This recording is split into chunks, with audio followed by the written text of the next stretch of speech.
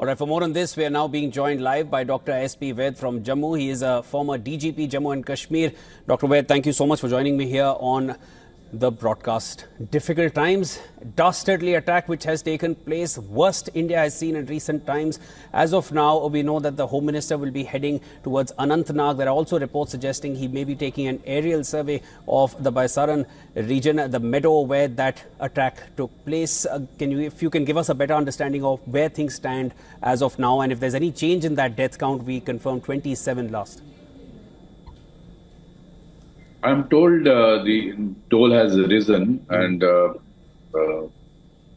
this is very well planned attack with orders from across the border. There is correlation between what Pakistan Army Chief General Asim Munir was talking. If you recall, 2 days back, this explosive statement he made, talking of two-nation theory, talking of that we Muslims and Hindus are different nations.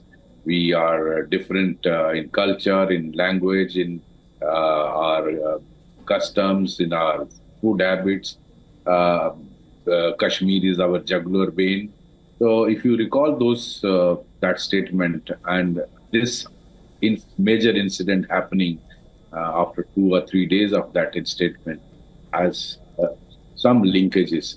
And if you recall, a few months back, Hamas leaders came to POK. The Pakistan Army facilitated their coming, and they interacted with Lashkar-e-Taiba terrorists and the Jaish-e-Mohammed terrorists in POK. And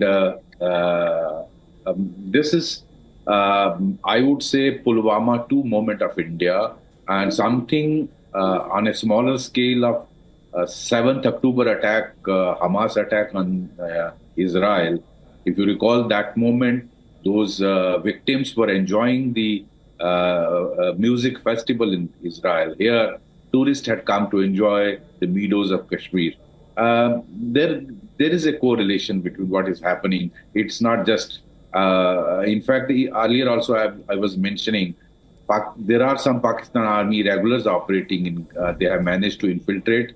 Some SSG commandos of Pakistan Army in the garb of terrorists are inside. About 70 to 80 terrorists in groups of 4 to 5 are operating in the hills of Jammu region. Yes. 10 districts of Jammu, and about 80 to 90 terrorists, again in small numbers, are operating in Kashmir Valley. And some of them are Pakistan Army regulars and retirees. Also, see, the more than 90% of the terrorists who are operating both in Valley and in Jammu region are from Pakistan region. They are not locals, and they are getting local support. There is no doubt that this kind of attack cannot happen without local support being provided. There are black sheep amongst us who are helping these terrorists undertake that. Yes. So I think India needs to, it's a moment India needs to think of various options. Those who have managed to enter the LOC and the IB and come inside, we need to go all out after them and eliminate them. And maybe we have to think of some action across also. And I think Prime Minister has cut short his visit. He's come back to India, holding series of meetings. The Honorable Home Minister is in Kashmir Valley, taking stock, interacting with the heads of the security forces. I think something big action needs to be taken. We need to actually break the backbone of Pakistan Army. You know how Pakistan Army is facing internal problems. Pakistan's economy is definitely in tatters, and at this point, if we just go back to that speech from the army chief in Pakistan, talking about the communal divide, talking about Pakistan's jugular vein, and talking about how that became the two-nation theory, and if you connect it to what has happened just hours ago in Pahalgam, 2:30 p.m. yesterday at India Standard Time in Baisaran, they were identified as non-Muslims and then they were shot dead. Do you find, as you mentioned, that this is an extension of what the army chief in Pakistan had said?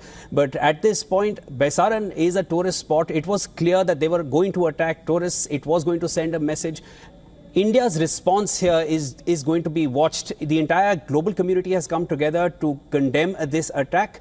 But As far as India's response is concerned, are there going to be specific spots? You understand the region better than anybody. What kind of spots or what kind of reaction do you expect, or would you suggest India to now take? See, we have a flux of tourists in these areas, and some of the areas now, this place of incident yesterday is a place which is little away from the town, and you have to only track it or go on the horse. So ideally, this place should have been covered by security forces. I really wonder why that was not done. I would call it a security lapse when so much tourism is coming. I think some presence of security forces should have been there. The terrorists had almost free run in that area. So I think on that front, I would say there are intelligence shortcomings. The local people should have known if terrorists had racket and had come in this number 5 to 6. So I think that part definitely the Honorable Home Minister must be looking into. How did terrorists manage to come and attack this way? And they had almost free run for some time. Security forces took time to react. There should have been a presence of security forces when so much of tourism is taking place. And that too in a place like this. So we have many such places also in Gulmarg, also in Sonamarg. So the tourists should be advised not to venture out in areas which are not covered by security presence. I think that should be number one advice from the administration of Jammu and Kashmir and security forces. We also need to ensure that we identify all these terrorist groups operating and we go after all out against these people. And, Dr. Vaid, at this point, this is when these reactions were coming in from all over the world, and it was clear that even Prime Minister Modi is watching this absolutely development by development. He has cut short his visit to Saudi Arabia. He's coming back. After that, we hear of news of that incursion which was being attempted by terrorists in Uri. 2 terrorists have been killed. That's the latest we know on that front. And then there are also unconfirmed reports suggesting a ceasefire violation by Pakistan in Poonch. That also happens after this entire news has reached the entire world, and India is watching it and condemning it very strongly. What kind of a message is this now sending to India? Is Pakistan absolutely, are they not at all bothered by the kind of reaction that they can expect at this point? See, the whole world is standing with India. You see the statement of President of US, President of Russia, Israel, many countries. They are all conveying to Honorable Prime Minister Mr. Modi, and the whole world stands with India at this moment. Pakistan, in fact, going for ceasefire with Pakistan was a strategic mistake. That's my personal view. I don't know why Indian Army agreed to that, because that helps Pakistan to focus more on the Western Front where it is facing problems.